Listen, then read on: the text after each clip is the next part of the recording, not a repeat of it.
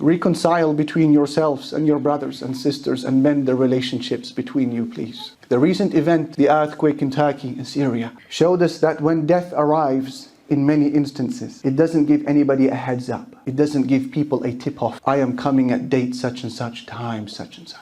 And when death finally arrives, no amount of crying will ever quell the pain and the regret of an unresolved fallout between you and another Muslim. In my short experience here on this earth, I've come to witness some of the deepest expressions of love at airports during those farewell moments. And I've come to see the deepest expressions of regret at graveyards and at the edges of a burial site. And I've come to experience the hottest tears of pain during a funeral procession. Why does all of this happen? For one reason, because we only realize the value of one another in the end when it is too late. My dear brother, a single word of apology or gratitude or thanks that you whisper into the ear of your brother today when he's still alive is far more valuable than pages of poetry that you write in his praise when he's died and passed on. By then it is too late. A single tear, my brother, that you shed over the shoulder of a brother whom you've fallen out with today when he is still alive is far more valuable than tears that you unleash upon his grave after he has died. By then it is too late. And my sister, a single rose that you offer to another sister of yours whom you've fallen out with today when she is still alive is far more valuable than a whole bouquet of roses you drop on her grave when she has died and passed on. By then it is too late. Don't delay the beautiful things of life after the time has passed on, because that will resemble the kiss of apology that you place on the forehead of a man who's died. What use is there in that? And so take heed of Allah's instruction when He said, فَاتَّقُوا اللَّهَ وَأَصْلِحُوا ذَاتَ بَيْنِكُمْ. Be fearful of Allah and mend the relationships between one another, because when death arrives, no opportunity will be given, and there you will realize as you cry, no amount of fame, no amount of money, no dispute, no fallout was worth the pain of an unresolved fallout between you and another Muslim. Acknowledge your weakness, my brother, and realize وَخُلِقَ الْإِنسَانُ ضَعِيفًا. Man was created weak.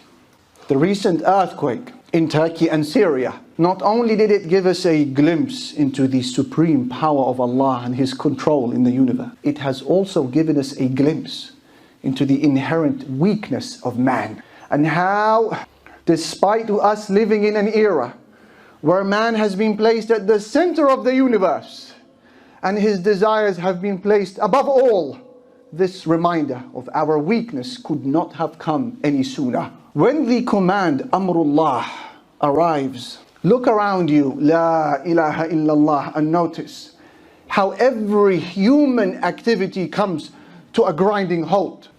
Everything stops for a moment. All of the flirting and the boasting, and the DMing, and the showing off, and the trading, and the building, and the speaking, and the dressing, and the undressing. Everything comes to a halt when the command of Allah arrives.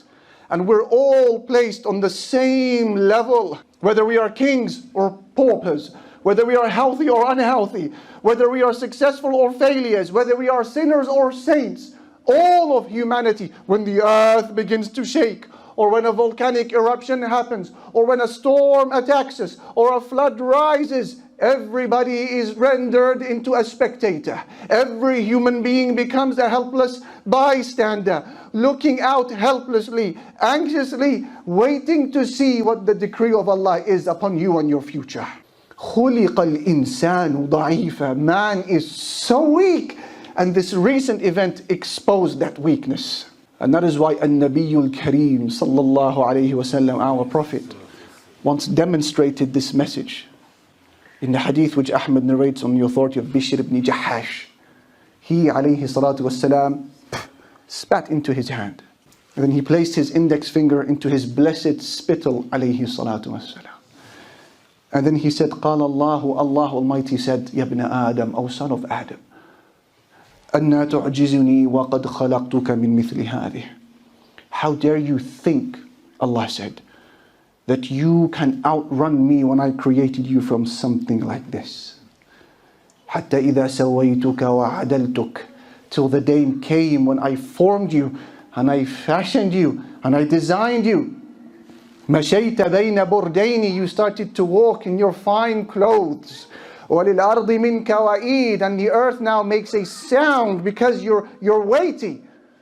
جَمَعْتَ وَمَنَعْتَ, and you start making money and you don't give it to people. حَتَّى إِذَا بَلَغَتِ الْحُلْقُومِ, and then the rattle of death begins shaking your throat.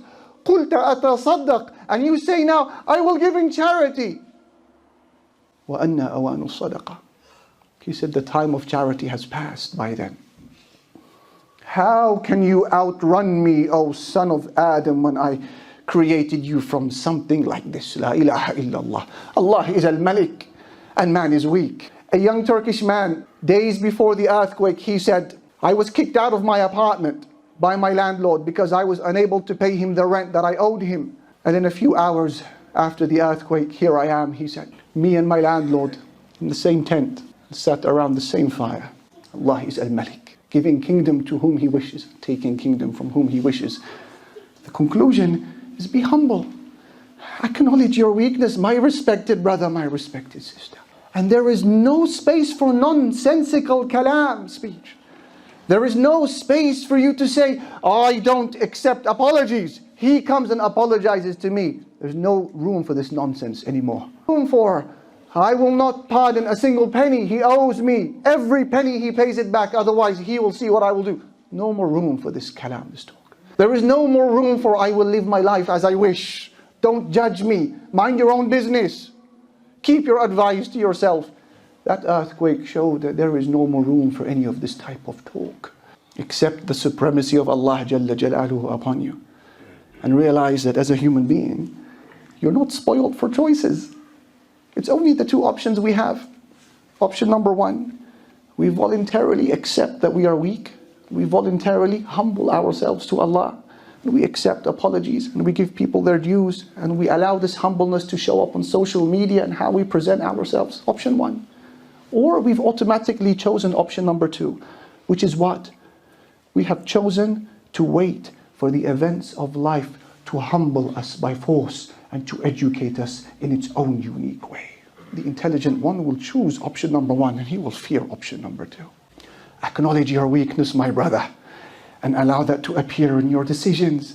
Assalamu alaikum, brothers and sisters. Hope this video was helpful for you. This may help others too, so please consider sharing, and we will bring more videos in the future, inshallah. So consider subscribing and you won't miss any. Jazakallahu khairan.